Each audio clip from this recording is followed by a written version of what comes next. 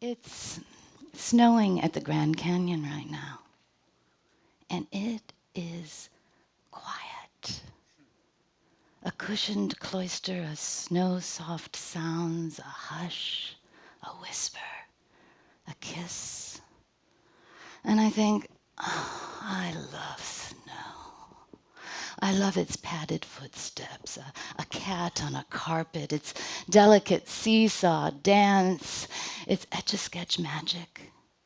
It's a call to pause, to listen, to step outside and be. This past February, I was the artist in residence at the Grand Canyon, which meant I got to live right on the edge of the canyon, right on the edge. It was a remarkable opportunity for one entire month. There I was, living on the edge of the canyon, and I'd wake up every morning and get bundled up for the freezing cold temperature, and I'd go for a hike, and I'd watch that sun come up from the east and slam itself against those sedimentary walls, and my God, the light crayons have not captured the colors that come off the Grand Canyon. And then in the evening, I would do the same thing. I'd go for a hike and I'd watch the sunset and the colors. And during the day, I'd watch the storms. They'd go by. And it was on one of those days, one of those stormy days, these big, bruised clouds moving in and out of the canyon like breath, that I was on a hike.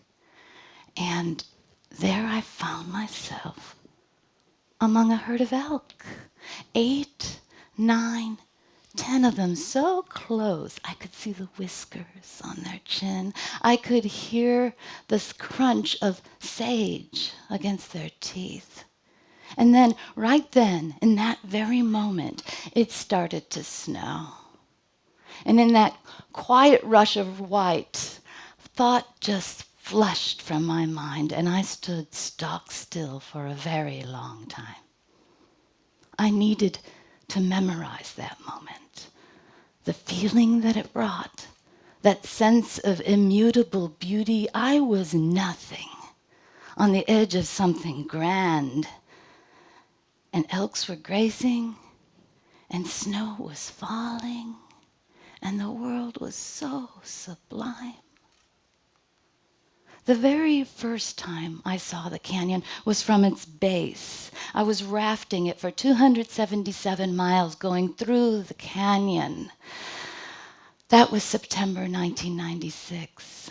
Just before I left for the canyon, I'd been in a totally different environment. 5 days before, I was sitting inside the Oregon State Penitentiary as a reporter, covering the state's first execution in more than 30 years. The whole event, the interviews, the tours of the death chamber, of the cuffs that hold a man down, conversations about deadly chemicals, it ripped me raw. I felt cut and burdened. But 2 days after that, I did something that cut me even deeper. I walked myself into a clinic, and I had an abortion. Something I'm sure the people right outside that door with their placards would call an execution. Now, the first event, the execution of a prisoner, I could talk about. I could research, I could go around and ask questions, and in fact, it was part of the reason I wrote my novel. But the second thing, no, that was my secret. That was my dark secret.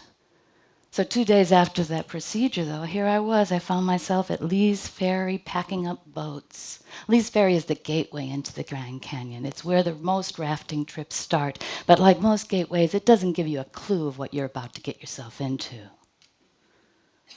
Within 10 minutes of rafting, I understood why the park ranger had pulled us aside and made sure we had our emergency communications device before we went. A 3 by 5 inch mirror, which we were supposed to hail down jets with, just in case we got in trouble. And basically what he was saying is, you're on your own. Good luck with the snakes and the flash floods and everything else. And he was right, because as we went down that river, the walls of that canyon rose like a fortress. And the rim up there, that rim world, it became an oblique, irrelevant part of my life. There was nothing I could do about anything up on that rim. There was no access to it. No, we were going into the heart of the crust of the earth. And so what was relevant? Well, the water was relevant. The water was very relevant. How fast was it running? How deep were the holes in those rapids? How strong were the eddies that were trying to pull us back? And of course, what was our reaction to all of that? That was what was relevant. But in that moment, it felt like that was the only thing that was important. That moment. And it was by far the most Zen experience I'd ever had.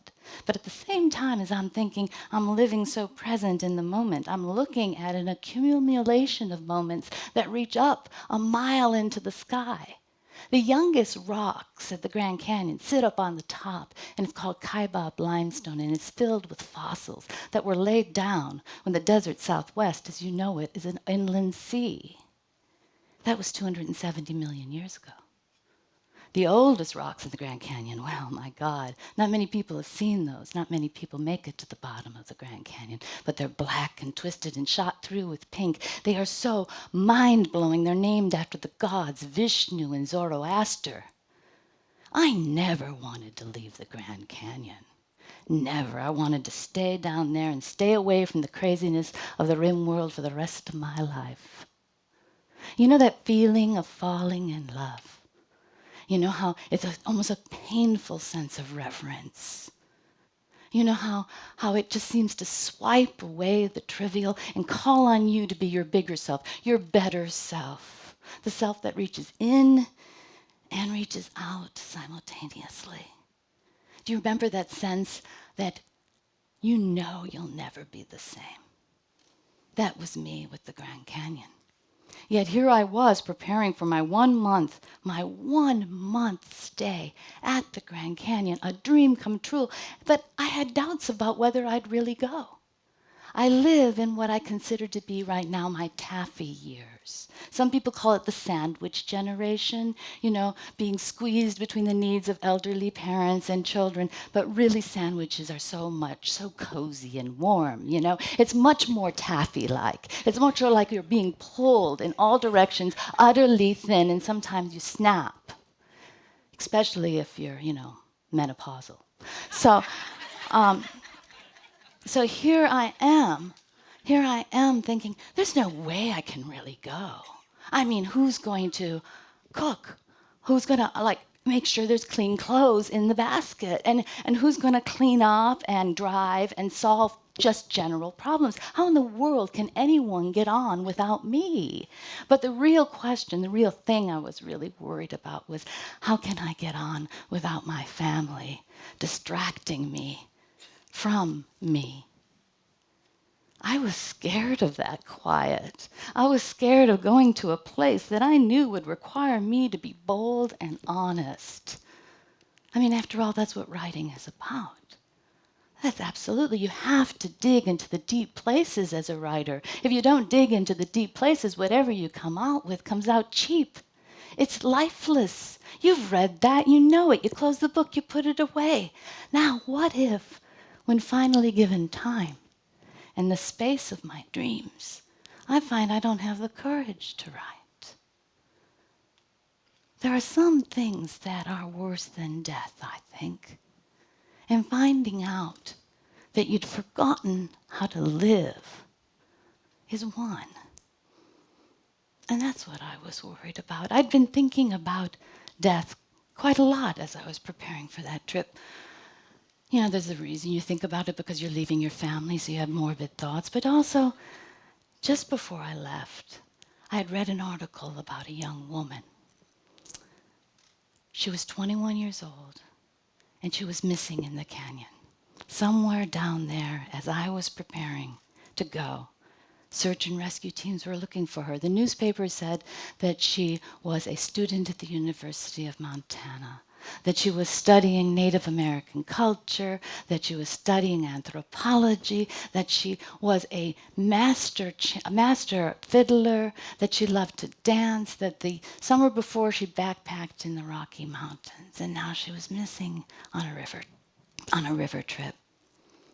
And she just captured my imagination, I thought, a girl like that, a woman like that, I could just see her taking the oars of a raft and hiking up the side canyons and lying underneath the stars on those nights and seeing the Milky Way crest over her. Her name was Caitlin. And 10 days into her journey, she stopped at Phantom Ranch, where all river trips stop. And she wrote her parents a postcard, and she said she was having the time of her life. The next day, she turned 21 on some of the biggest rapids in the canyon. Then 5 days later, her companions woke, and she was gone. And I knew what had happened. That river is relentless. That river is relentless. And while the canyon is a wonder, the canyon is not a forgiving wonder. So I knew it had happened to Caitlin. This is what happens when a body drowns. It sinks until it eventually rises again, arms spread out like wings. And because I know the canyon and love it, and because I almost drowned the first time I went through, I started writing about the young woman and the ways we live and die. I wanted to say, though this is tragic, maybe there's some comfort knowing that she was living a big and full life right until the moment she was gone. The Grand Canyon is the world's oldest museum. The rocks date back some 2 billion years. Its arid environment absolutely encumbers decay. Native American footpaths, baskets, tools, even grain can still be found in this canyon. And then there's the river itself with so much story to be told every single mile. And then, of course, there is the greatest amphitheater in the United States, Red Wall Cavern. Caitlin would have arrived there her first week. And because she was a musician, and because so many musicians have done it, I'm sure she would have played her music in that great hall. John Wesley Powell, the first white man to ever travel down the Grand Canyon, estimated that 50,000 people could fit in that cavern. I don't know if he had that right, but I do think that playing your music inside of there must be akin to playing inside the world's greatest cathedrals. In her river journal, she said, I am going into this experience with the intention of opening my heart and mind to whatever is presented to me in whatever form. Most people, you know, they never say that. Fear, reluctance, guilt, constipation, whatever it is, we use it as an escape to not dive fully into our life. Caitlin wasn't going to have that. She spent a winter month at the bottom of a cold canyon. She decided not to spend her birthday with friends and family and civilization, but out in the canyon. Caitlin inhabited her life, and that is precious and fleeting and rare. So I wrote my article and I posted it and I packed my bags and I hugged my family goodbye and I got in my car and I started heading south, hoping I could find the courage to meet what was ahead of me. You know, the wilderness is not just a place out there, a mountain, a canyon. It's also right in here. It's that uncharted territory of our inner life, the dark things that we have said or done or thought that would leave us out in the cold should anyone know.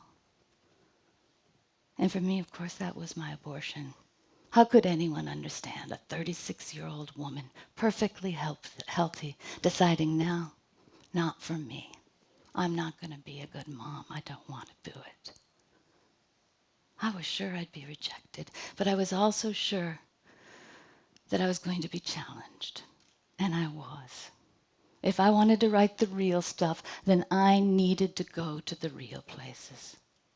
When I got back home, I was asked to write a full-length feature article for a Sunday newspaper about what I learned from the canyon. And I sat down, and you know what I wrote about. You remember that thing about love, how it opens you up and it fills you and it asks you to be bigger and better and less judgmental and more benevolent? That was my family when they read that article. Last month I was at the Grand Canyon again.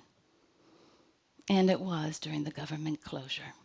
I was one of the few people in. I had been their artist in residence. I had a place to stay. And let me tell you, If I thought February was quiet, imagine 1,950 square miles of wild land with hardly a person to be found. It was almost eerie, the empty parking lots, the empty roads. But I loved it. I loved that quiet space, and I loved the thoughts that would grow. I thought of Caitlin, and I wondered if the rock cairn that I had built her back in February was still there at the river. So I backpacked down to the river and I looked, but it was gone. But that was okay. Caitlin's body was recovered from the river in March, and now she was back home. The poet Mary Oliver asked the question in her poem, The Summer Day. She says, doesn't everything die at last and too soon? Tell me, what is it you plan to do with your wild and precious life? And this is my answer. I want to live with my arms spread out wide. Death is an unremarkable event, ordinary in absolutely every way. It is our life that should be remarked upon. It is our willingness and desire to face the dark and unknown, our hope to explore the very wilderness that lives beside and inside each one of us. It is snowing at the Grand Canyon right now, and I promise you, it is quiet.